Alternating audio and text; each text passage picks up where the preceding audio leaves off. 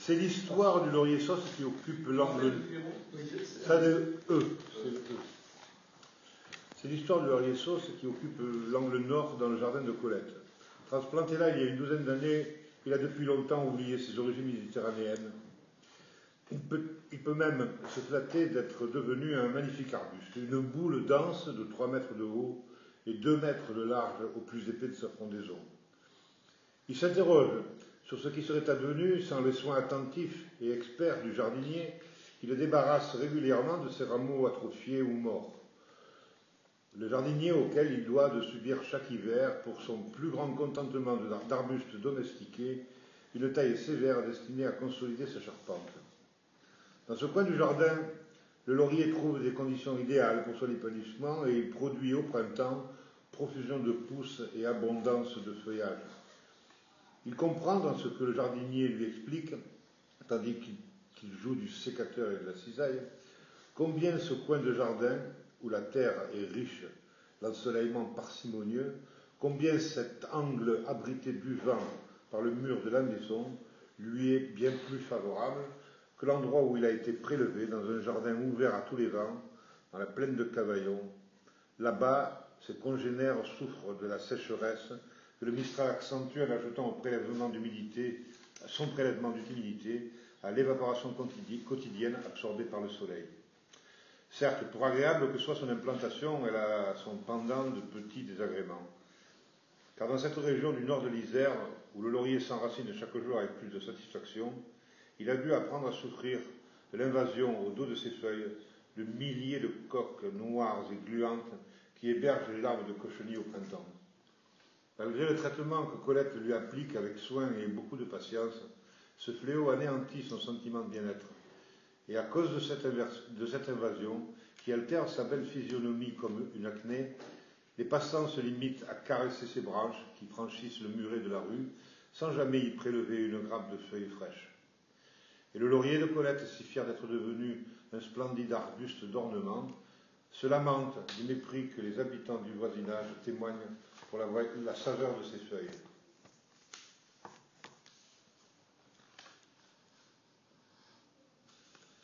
Voilà la suite.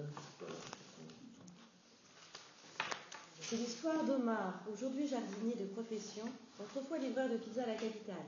Un jour, il en a eu marre, Omar, des trottoirs étroits et de la calzone halal, marre des feux rouges et marre de Marie, sa petite amie. Alors il est parti, n'emportant avec lui que ses effets personnels les plus indispensables et l'adresse d'une petite maison à louer dans le nord de l'Isère. La maison est petite, 50 mètres carrés à tout casser, mais Omar s'y sent peinard, et s'il n'a pas encore noué des liens amicaux avec ses voisins, c'est que bien souvent il préfère à la compagnie de ses semblables celle silencieuse et docile des arbres. On sonne, Omar ouvre. Aussitôt, un pied vient se caler dans l'embrasure. Sans un mot, Marie entre dans la maison, se déchausse. La voilà qui furette de la cuisine à la recherche du café, du sucre, d'un petit quelque chose à se mettre sous la dent. À présent, la radio diffuse en continu des chansons mièvres. Les tiroirs du buffet sont ouverts, leur contenu répandu, à même le sol. Un mégot taché de rouge finit de se consommer sur le rebord de la table. Omar s'indigne, menace, supplie. La silhouette fine de Marie continue imperturbable dans la maison sa danse mystérieuse. Déjà, les yeux lui piquent et de rage et d'impuissance, sa voix ne sort plus. Désemparé, il choisit de s'enfermer dans sa chambre, mais elle est déjà là, qui l'attend. Affalée sur le lit, sa robe rouge retroussée jusqu'aux fesses. Il lui attrape le bras, la secoue, la pousse. Impassible, elle se laisse malmener, sans même un geste pour se protéger des coups qu'il lui donne. La tête renversée, la bouche ouverte et barbouillée de rouge, un filet de bave lui coule sur le menton. C'est une chienne, pense Omar, qui détourne ses yeux et la lâche. Alors les bras de Marie s'accrochent à son cou et l'attirent contre elle. Sa bouche se colle à son torse. D'un geste, Omar se dégage de son étreinte et sort en courant. Dehors, l'air est encore suffocant. Omar déambule au hasard des rues. Tout à coup, il sent une force derrière lui qui l'empêche d'avancer. Essoufflée, Marie lui agrippe le bras. Ses yeux implorants semblent chercher dans ceux d'Omar quelque chose, un signe. La voilà qui lui crie son amour. Les mots jaillissent obscènes de sa bouche et de son corps. Son indécence est telle qu'Omar comprend enfin pourquoi la tragédie antique lui fait peur, et son souffle si puissant qu'en frémissent les feuilles de laurier de Colette qui dépassent du muret, Omar l'aurait juré.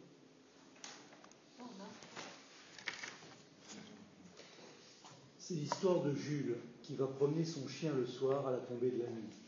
Jules est marié à Josépha.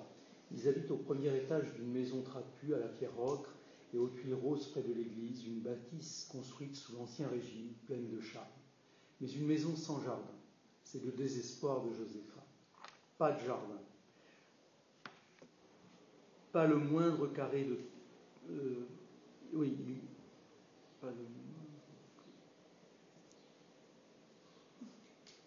Pas de jardin comme la plupart de leurs voisins. Pas le moindre carré de terre où elle pourrait cultiver des légumes, planter des herbes, élever quelques poules et lapins. Car Josépha se pique d'être une bonne cuisinière. Il faut goûter son lapin au thym et à l'ail confit, sa fricassée d'escargot, au vin blanc et à la mie de pain, ses cardons farcis.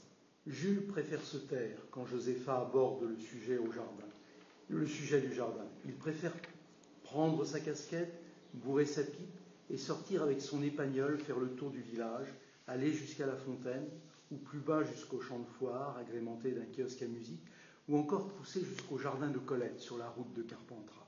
Colette, c'est le deuxième sujet de colère de Josépha. Une traînée qui fait les yeux doux aux gars du village, jeunes et vieux. Elle ne fait d'ailleurs pas la différence, cette mijaurée. Une Parisienne qui a gagné de l'argent, on ne sait comment, que je ne te vois jamais lui adresser la parole. Pourtant, c'est là que se rend Jules chaque soir, faisant courir son chien devant lui, en lui lançant un os en caoutchouc. Colette habite une maison à la sortie du village, entourée d'un grand jardin luxuriant. On la voit souvent, en tablier et chapeau de paille sur la tête, arroser les sillons débordant de légumes, les bouquets de géranium ou tailler ses rosiers.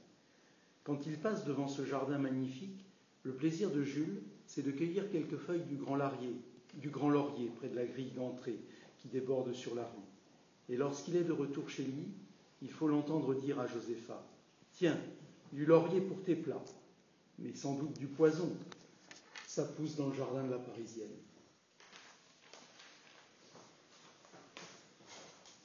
C'est l'histoire de Colette, une intellectuelle parisienne exilée dans le nord de l'Isère.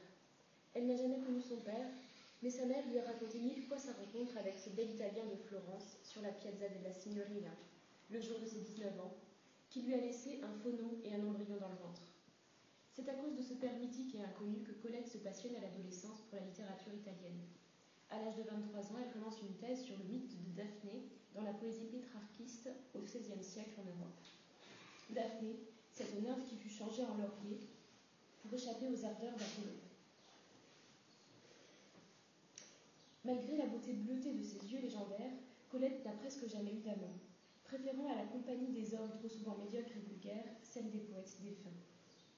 Elle est néanmoins amoureuse en secret de son directeur de thèse, d'un amour aussi réciproque que platonique. Elle est particulièrement émue par son crâne vaste et dégarni, sous lequel s'anime tant de savoir. Mais au cours de sa 5e année de thèse, elle apprend que son directeur est mort brutalement des suites d'un AVC. Quelle n'est pas sa surprise lorsqu'elle découvre qu'il l'a noué comme unique légataire, un sacré pactole. Pour fuir ses souvenirs parisiens, elle s'achète avec cet argent une maison dans un petit village du nord de l'Isère, où elle tente en vain de faire son mari. Aussitôt installée dans sa nouvelle maison, elle plante dans un angle du jardin un laurier sauce. Lorsque les beaux jours arrivent, elle passe ses journées à lire et relire le Canzoniere, à l'ombre du laurier que son jardinier bichonne. Voilà 12 ans qu'elle vit dans la mélancolie. La joie de vivre semble l'avoir désertée pour toujours. Parfois, en fin d'après-midi, un petit hérisson s'arrête au pied du laurier sauce et lui tend son museau.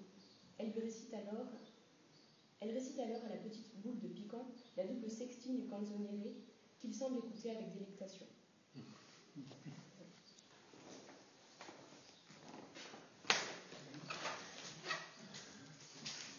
C'est l'histoire de Josépha, une paysanne bornée et dépourvue de charme, qui n'est jamais sortie de son petit village dans le nord de l'Isère. Depuis toute petite, elle veut devenir chasseuse de caribous, comme son père. À 15 ans, sa mère lui avoue en désespoir de cause qu'il était camionneur. Mais il est trop tard.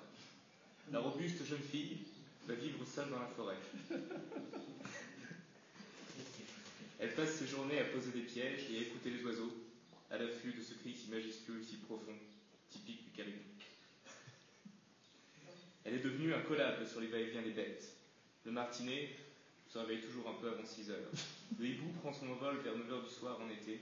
La marquise sort à 5 heures. Ses rêves se brisent lorsqu'elle apprend que le caribou est absent de l'écosystème du nord de l'Isère.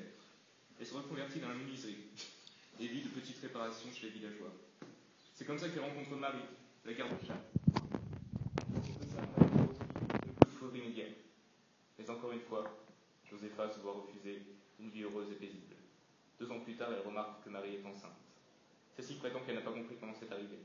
Mais Josépha, qui connaît la vie, s'en va avec un sacré coup de cafard. Ne pouvant supporter de vivre seule, elle se marie avec le premier célibataire de Jules.